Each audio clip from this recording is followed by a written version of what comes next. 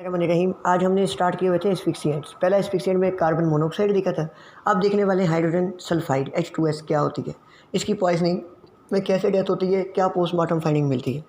General चीज़ वही है कि किसी भी पॉइजन में चाहे एस्फिक्सिएंट है या कोई टॉक्सिन है, हमने क्या देखना होता है कि इसकी केमिस्ट्री क्या है, स्ट्रक्चर क्या है, बॉडी में ये कैसे जाके एक्ट करता है और इसकी डेथ की वजह से क्या पोस्टमार्टम फाइंडिंग मिलती है, फाटल पीरियड, फाटल डोज सब देखते हैं।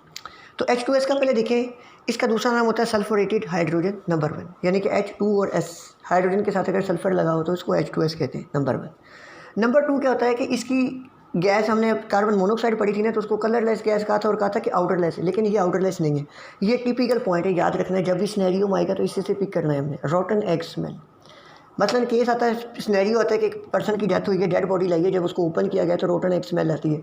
तो किस पॉइजनिंग का केस है? तो H2S पॉइजनिंग का केस है, rotten egg smell number 2। Number 3, इसका मैकेनिज्म ऑफ एक्शन जो वेरी इंपॉर्टेंट चीज़ है वो HCl लाइक होता है नंबर 3। नंबर 4, अब ये देखते हैं ये पैदा कहाँ से होती है, सोर्स कहाँ पे इसका। सोर्स सेवर वर्कर जो होते हैं वहाँ पे वो प्रोन होते हैं इसकी पॉइजनिंग के, नंबर 1। नंबर 2, टेनरीज में, टेनरी वैट्स, वहाँ पे ये ज़्यादातर प्रोड्यूस होती है। आर्टिफिशियल सिल्क जहाँ पे बनती है वहाँ पे ये ज़्यादातर हो सकती है। तो ये 3-4 जगह मैंने जो मेंशन की है, इन जगह पे ज़्यादातर ये H2S प्रोड्यूस होती है। और मेनली कहाँ से बनती है? सल्फर कंटेनिंग ऑर्गेनिक कंपाउंड जब डिके होते हैं ना, तो रॉटन एग स्मेल आ रही होती है उसमें। वो किस वजह से हो रही होती है? क्योंकि उनकी डिके की वजह से, सल्फर कंटेनिंग ऑर्गेनिक कंपाउंड के डिके की वजह से ये प्रोड्यूस होती है। अब देखते हैं कि बॉडी के अंदर ये जाके करती क्या है।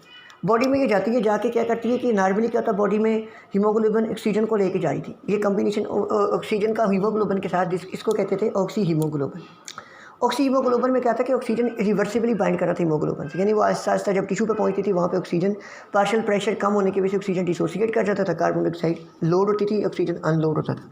लेकिन HCl लाइक एक्शन करेगा। ये क्या करेगा? H2S जाके इसको बदल देगी मेथियोग्लोबिन में। मेथियोग्लोबिन क्या होता है? उसकी वजह से ऑक्सीजन डिलीवर प्रॉपर नहीं हो सकेगी और डेथ हो जाएगी पर्सन की। जब पर्सन की डेथ हो जाती है उसके बाद मेथियोग्लोबिन चेंज हो जाती है इनटू द सल्फोमेथियोग्लोबिन, मेथियोग्लोबिन। ये इसका मैकेनिज्म ऑफ एक्शन है। अब देखते हैं ज़रा कि इसकी वजह से साइन सिम्टम और कैसी चीज़ें आती हैं। अब 2-3 चीज़ें इसमें इंपॉर्टेंट टिपिकल बातें हैं कि जो किसी दूसरी गैस में नहीं है, वो इसमें वो ये कि अगर तो इसकी इंटेंस से बहुत ज़्यादा किसी जगह पर H2S प्रोड्यूस हुई तो सडन डेथ काज करवाती है। उसकी वजह ये जाके रेस्पिरेटरी सेंटर का पैरालिसिस काज करती है, रेस्पिरेटरी फेलियर से पर्सन की सडन डेथ हो जाती है, नंबर 1।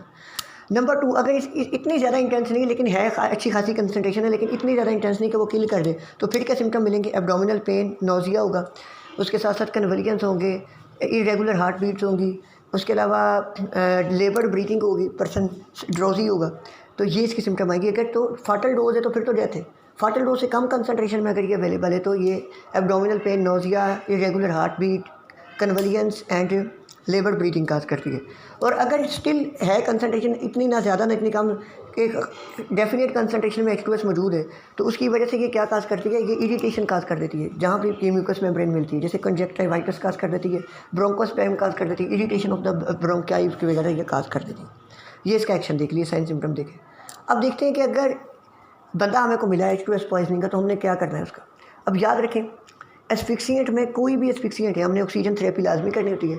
और दूसरी बात कि कोई भी एस्फिक्सिएंट है ना, उसमें टेम्परेचर बॉडी का लो हो जाता है, तो हमने टेम्परेचर मेंटेन करना। तो इसमें सिंपल सी बात यह है कि जिस जगह पे बंदा गिरा पड़ा, अनकॉन्शियस मिला, सबसे पहले तो उठा के उसको किसी खुली आबो हवा वाली जगह पे लाएंगे, यानी कि सोर्स से उसको दूर करेंगे कि फर्दर H2S इनहेल ना करें, नंबर 1। नंबर 2, उसका टेम्परेचर मेंटेन करेंगे वार्मथ। और नंबर 3, ऑक्सीजन थेरेपी करेंगे। और स्पोर्टिव ट्रीटमेंट अगर कुछ चाहिए कि अगर कार्डिक अरेस्ट में तो CPR करना शुरू कर देंगे।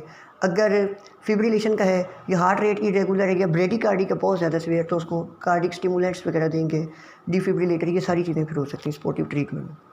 अब बारी थी ये डेथ हो गई है, अगर हमारे पास केस है H2S पॉइजनिंग का, तो इसके अंदर जो हमारे पास है हमें क्या क्या फाइंडिंग मिल सकती हैं। अब टिपिकल फाइंडिंग इसकी ये होती है कि इसमें होता है bluish green colour. Postmortem lividity जो होती है उसका कलर होता है ब्लूइश ग्रीन। तो अगर मैं कंपेयर करूँ कार्बन मोनोऑक्साइड, उसमें ब्राइट चेरी रेड कलर था, इसमें क्या है? Bluish green. और दूसरी बात, कभी कभी क्या होता है कि बंदे में, डेड बॉडी में ब्लूइश ग्रीन तो कलर मिल रहा है और साथ साथ डार्क ब्राउन भी थोड़ा मिल रहा होता है ड्यू टू द मेथियोग्लोबिन। ठीक है, तो ये चीज़ है कि कौन सी ऐसी गैस है जिसमें डबल कलर मिल सकते हैं, यानी कि पोस्टमार्टम लिविडिटी के 2 तरह के कलर हो सकते हैं, ब्लूइश ग्रीन भी और कभी कभी डार्क ब्राउन भी मिल सकता है इन केस ऑफ H2S। ठीक है, अब उसके बाद मेडिको लीगल सिग्निफिकेंस, हाँ सॉरी, इसके अलावा उसमें क्या और क्या मिल सकता है? एस्फिक्सिया के साइन तो मिलेंगे ही मिलेंगे क्योंकि एस्फिक्सिएंट है। अब बात कर लेते हैं इसकी मेडिकल लीगल इंपॉर्टेंस। ये सिर्फ इसकी जो होती है सुसाइडल तो नहीं कोई भी यूज़ करता है, इसको एक्सीडेंटली होती है, पता ही नहीं चला जो ऐसी एकदम आई इंटेंसिटी उसकी ज़्यादा थी, उसकी वजह से सडन डेथ हो गई। ठीक है, फाटल डोज इसकी होती है, कंसंट्रेशन डिपेंड करती है, 0.2% कंसंट्रेशन फाटल है और डेथ होती है विदिन मिनट्स। ठीक हो गया। तो टिपिकल फीचर अगर मैं समराइज़ करूँ इसमें याद रखना, रोटन स्मेल याद रखनी है, लिविडिटी का कलर याद रखना, ब्लूइश ग्रीन या कभी कभी डार्क ब्राउन भी हो सकता है, और डेथ किस वजह से हो सकती है, रेस्पिरेटरी पैरालिसिस की वजह से। और ये याद रखना है कि बाहर ऐसी गैस है, दो तरह की लिविडिटी के कलर मिल सकते हैं और डिफरेंट कंसंट्रेशन पर डिफरेंट इफेक्ट है कि इंटेंस कंसंट्रेशन डेथ काज कर देती है, अगर लेस इंटेंस है तो रेस्पिरेटरी एंड सीवियर सिम्टम काज करती है, और अगर उससे भी लेस है तो फिर ये इरिटेशन वगैरह काज करती है। ये चीज़ें याद रखनी है।